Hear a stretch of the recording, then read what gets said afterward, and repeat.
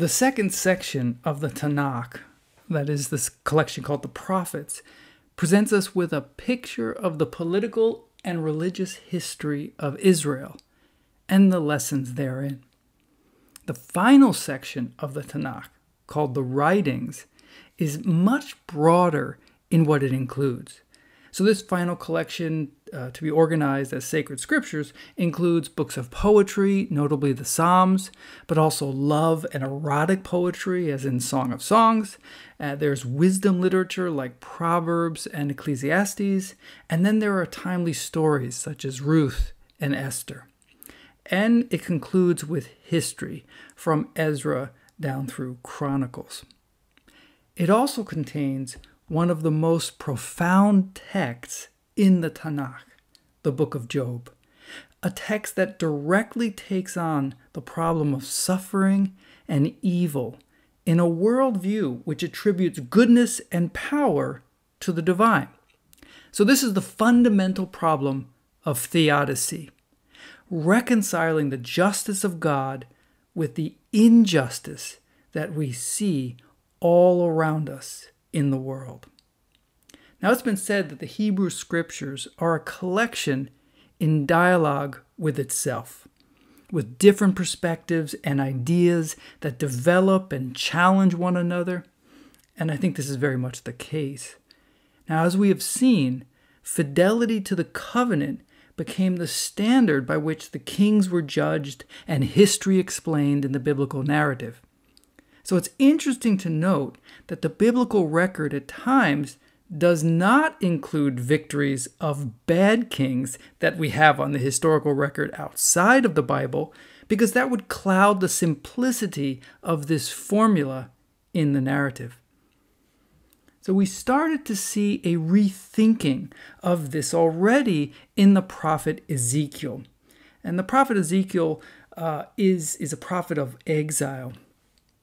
And there we see the idea that God judges each generation anew, and not from wrongdoing of the past generation. So here was a questioning, since the experience of exile fell upon good and bad alike. There were people who suffered, and they were Torah-abiding good people, and yet here they are suffering in exile. So you see this process of rethinking, and that would continue on return after exile. For life is rarely so neat and tidy. You know, there's the promise of reward for fidelity. There's the threat of punishment for the disobedient. But it doesn't always seem to happen, in fact. You know, life is a case where good people suffer. Faithful people get punished. Wicked people triumph. So how do we explain that? The traditional methods don't seem to work. And so we have the book of Job. The book is divided into two parts. There's a prose introduction of 2 chapters, and then there's a conclusion of a chapter. And then that's the bookend for the 39 chapters in between. And that is in dialogue, and all of that is in poetry. So you have these prose bookends, and the bulk of the book is this beautiful Hebrew poetry and the dialogues therein. So the narrative begins in the heavenly court of God. And there's a member of God's court, and that is called the Satan, and it's meaning some things like humanity's adversary. And this is not the later image of Satan or the devil that develops subsequently. Here is just a figure of God's court, and it's something like the prosecutor. They're working for God. And the Satan points out this figure of Job, whom all agree is a good, righteous man. He's morally excellent. He's virtuous. He has no fault. And Job also has a great wealth. He has a large family. He's prosperous, and he is successful. But maybe, the prosecutor argues, he's only virtuous because he has all of these things. He has wealth and comfort and family. People talk about being blessed when they have great wealth and tidings and skills and so forth. But their piety is shallow, says the prosecutor. And we can test this by taking away those so-called blessings. So God accepts the prosecutors bet and agrees to let Job suffer. Job's wealth is stolen, his property destroyed, and his children are all killed. And yet, Job does not waver. He does not waver in his outlook. He does not blame God. And the prosecutor wants to push the witness further, and God agrees that Satan can harm Job's health. So Job is stricken with a devastating disease. Now, we know as the reader why all of this is happening, but Job does not. So who is to blame? How can he make sense of this? To try to do so, we have 39 chapters of poetry that follow from this prose beginning that I've just described. And Job laments his situation, and his wife suggests that he simply curse God and die, be done with it. But Job does not. He simply laments that he was ever born, but he never castigates the divine. Job is then visited by 3 friends, later joined by a 4th, who assert the conventional narrative that Job must have done something wrong, and he should admit his wrongdoing and repent. But of course, we know Job did not do anything wrong. And Job then has to respond to each friend in turn, and that is much of the dialogue. Now, Job asks, how can life have meaning if such injustice is possible? And he calls God to answer for this.